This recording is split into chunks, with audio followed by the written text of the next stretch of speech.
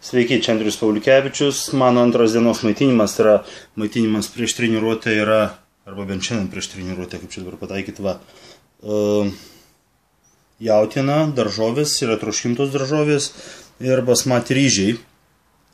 Kamera, kad įrodytų mane.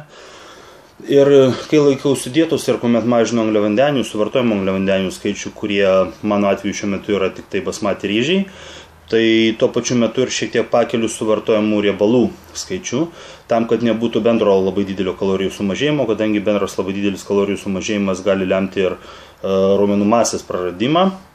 Dėl to ir pradedu valgyti šiek tiek riebesnę mėsą arba mėsą, kuri, sakykime, kaip jautiena, turi šiek tiek daugiau kreatino negu bet kokia kita mėsa, tarkim, negu paukštiena, vištiena arba kalkutiena.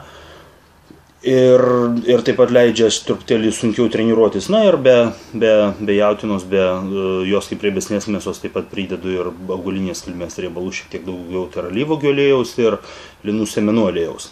Tiek šiam kartui valgau ir tada šiek tiek paskaitysiu, valandėlę paskaitysiu ir keliausiu į treniruotę. Iki.